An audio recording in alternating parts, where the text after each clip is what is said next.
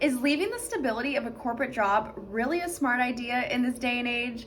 In this episode of Breaking Through with Brenda, I'm going to be talking about why some of these new age entrepreneurs, meaning these Gen Z and millennial online business owners building these personal brands, may not be able to leave their corporate life or may find themselves going back to their corporate life simply due to these unconscious mindset obstacles that they're going to have to identify and break through. If you're new to this channel, my name is Brenda. I'm a master in neurolinguistic programming and a trainer in neurolinguistic programming, and I help online business owners start and scale their business and up-level in their life with neurolinguistic programming and hypnosis. So let's get into the second phase, in which I'm calling the making phase. So this is the phase where the person has now exited the curiosity phase. They have really completed all of the curiosity and they are going full force into business. So now they're really focused on making money. So this is where they start seeing the true possibility of how much they can make. At this point, they've maybe had 1-2 clients, maybe really low ticket, but they have received money in exchange for their services or their product that they are selling, and they now have realized this is real, I can do it. Now, this is also where the great exit of the system will happen. So when I say the great exit of the system, that means they are leaving an old religion behind, they are leaving the corporate setting behind, they are leaving the systematic beliefs, expectation, and rules behind, and they are truly going inward and establishing the expectations, the rules, the beliefs for themselves without outside influence. They are going inward in the most intense way that they have ever experienced before. This is also when split identities start to come into play. Because they have been a part of the system for so long and they are starting to truly embody this new one, there are split identities starting to happen. That's to say that they start leaving the old identity behind, and this is the stage where we see a lot of grief come into play. So they're truly unconsciously working through embodying the new identity where they identify as a business owner, as a CEO, as an entrepreneur, and they're leaving the old identity behind. And that comes with a lot of grief because it's not only really the death of the old identity, but they're really leaving behind old beliefs, old expectations, old rules, and that comes with leaving behind certain family, certain friends, and certain interests that they used to have that no longer fulfill them anymore. So this is really where the identity crisis happens, because they're splitting into two and they're having to let go of the old one, which comes with a lot of grief, and they're truly embodying the new one, and they're trying to figure out how to embody the new one, who they are without the old identity. And a lot of people within this making phase will mistake the grief for the old identity and letting go of the old identity as sadness. They might find some confusion. They might really wonder, why do I feel sad? Why do I feel drained of my energy? Why do I feel low energy, low vibration, low frequency? And it's truly just because they are going through the grief period, and the grief period can last for a month up to an entire year from my experience. Another thing that starts happening is they have worked past the investment piece. So they have made some initial investments to themselves, maybe at the 5, the 10K, the 15K level, and they have gotten past the question that they had in the curiosity phase of, am I worth this investment? Am I worth investing this much money into myself? They have worked past that now, and they really start diving into a lot of investments into their skills, we see them starting to invest into their mindset, into energetics, into spirituality, and really going in deeper on a level that they have never experienced before. We also start seeing them invest heavily into selling, into marketing, and overall business education. So this is where people get very curious about the business finances, the LLCs versus the corporations. How do I set all of this up in a strategic way to set myself up for taxes and have a profitable business? Which is why we see them start investing into business coaches, business mentors, and start maybe going to summits and seminars really about business finances so they feel empowered in their finances when it comes to business. And so they really do have to start investing into overall business education, and they have to start working through charging the low prices and getting to the level where they value themselves enough and they increase their self-worth, where they can start charging and asking for the prices that they truly want to. But that is a journey within itself that they're gonna have to work through. There's a lot of childhood trauma that comes up. There's a lot of ancestral trauma that comes up, and there is definitely a lot of generational trauma, cycles, and beliefs that come up that they're going to have to work through in order to work through the self-worth and the self-value to get to those prices that they eventually want to get to. So in this phase, we start seeing prices increase with a lot of back-end work behind it to get to that level. So this is where we start seeing the beginning stages of scaling start to happen. Now with scaling, they are still dealing with the underlying unconscious guilt when it comes to money. It is not as predominant, it is not as controlling, but it is something that they really do need to work through to get past this phase. Another thing that is very interesting in this phase is who they decide to surround themselves with. Not only who, but where in the world are they going to be? What is the environment that they are going to be in? Because the environment is going to have a huge influence on their income goals. So for example, let's say we have somebody who goes to, let's say Guatemala. I'm actually Guatemalan and it's a third world country. But let's say they go to Guatemala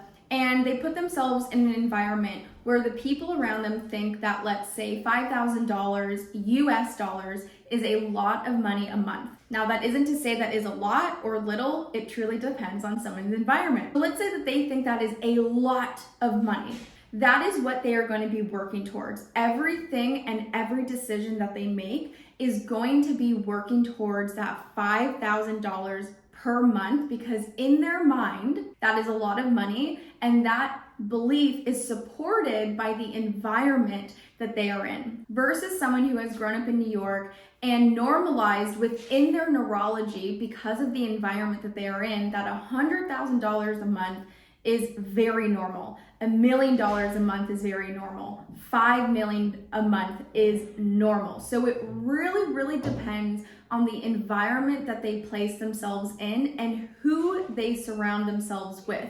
That is going to heavily dictate the amount of money that they are working towards. It's also going to heavily dictate the scalability that they're looking to do within their business. Now, there is no right or wrong. It really just depends on the environment that they're in and if the environment is going to support their ultimate income goals. And that is to say that within this making phase, we see a huge range that people are working towards within their business when it comes to income goals. Again, there's no right or wrong. It genuinely just depends on their environment. What is their environment supporting them in terms of their neurology? Now, some of the obstacles that they're going to have to face in this phase is now a fear of success. They've worked past the fear of failure in the curiosity phase. That is no longer an issue. Now they are faced with the fear of success. And this truly comes down to unconscious self-worth that they have about themselves. So we do see a lot of self-sabotage in this phase. We do see a lot of people have to really work through fear of success. Some people will take a lot longer than others. There is no right or wrong way. It genuinely just depends on the environment that they are in, along with their upbringing, along with the generations before them and what those generations believed about money, success, and business. Another obstacle that they're going to be working through is a fear of losing it all. So in this phase, their main focus is making money. So we really start seeing them grow and we really start seeing them scale to different levels. And there is a fear of losing it all. I did all this work, and it's very unconscious of I did all this work Am I going to lose it all? And am I going to have to go back to the system, to the corporate setting, to the religion, to the old beliefs, to the old identity? They also have a big fear of losing the freedom that they have established for themselves. So within this making phase, we have the huge exit of the system. So this is where they leave the corporate setting, they leave the old religions behind. And so a big motivator for them is not wanting to lose the freedom. They love the freedom that they have. They have worked so hard for it, and they will do anything possible to keep the freedom that they have.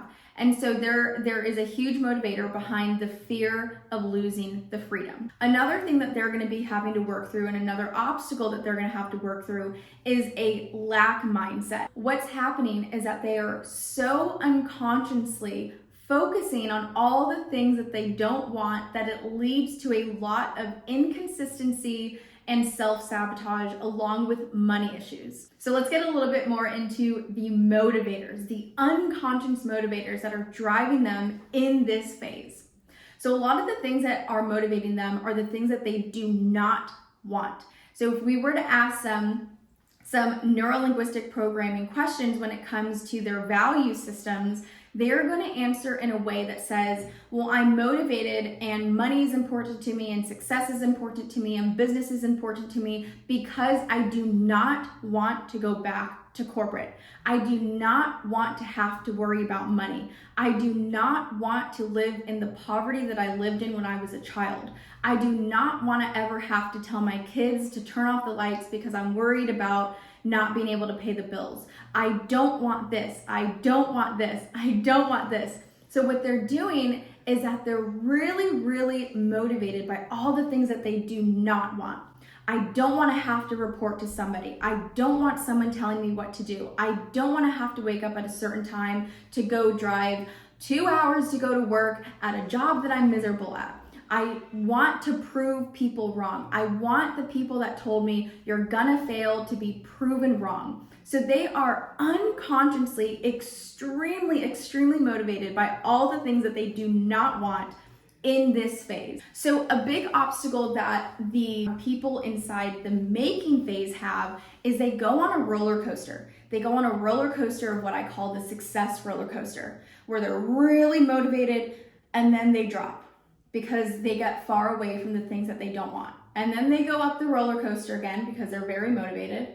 They get far away from the things that they don't want, so then they go down. And then they go up and they go down. And some people might get stuck in this loop for 5+ years. I've worked with clients who have been in this loop for 5+ years, and they say, every 3 months, I don't know what happens, but it's like I self-sabotage, I lose all my energy, I lose all my motivation, my business goes down, it crumbles to the ground, and then I have to go right back up and build everything all over again. And because it's so much work, I get so burnt out and I go right back down. So people will get caught in this loop for years if they do not address it. Now, the reason this is happening is because they do not yet know what they are working towards. The curiosity phase, which was a huge phase that they had to let go of, and now that they've let go of it, they don't necessarily know what they're working towards. And so they really, really, really have to get very clear on what they are working towards. So some of the underlying motivators might be, okay, I want to start investing in personal real estate. I want to start building a stock portfolio. I want to start maybe hiring a team. And so when they start thinking in that type of way, and they start unconsciously thinking about all the things that they do want, then that's when they slowly start getting into the next phase of evolution of consciousness as a new age entrepreneur. Another thing that I want to add is this is where we see a lot of people turn to the healers. So we see a lot of people turn to the hypnotherapists. We see a lot of people turn to the breath work, the somatic breath work. We see them turn to the neuro-linguistic programming practitioners. And at this point, because of the making phase and how much it requires from them, they are so self-aware of themselves, of their past trauma, of generational cycles and trauma, along with some ancestral trauma that might be playing a part in their self-sabotage that they are experiencing in the making phase. So this phase is really interesting, and quite frankly, it can be very taxing on the person. If the person does not move past this phase, it is because they get stuck in the loop of going up and down, and they will never get to the next phase until they address the very things that are holding them back and unconsciously keeping them focusing on all the things that they do not want. So this phase is really interesting. A lot of people get stuck in this phase before they can get to the next phase, but the next phase is where a lot of the fun happens. So let me know what you think about the making phase. What are your opinions? Have you been here before? Are you here? Maybe are you stuck on the roller coaster of success? Does that sound familiar to you? And I'm so excited to get into the next phase. So I will see you in the next video.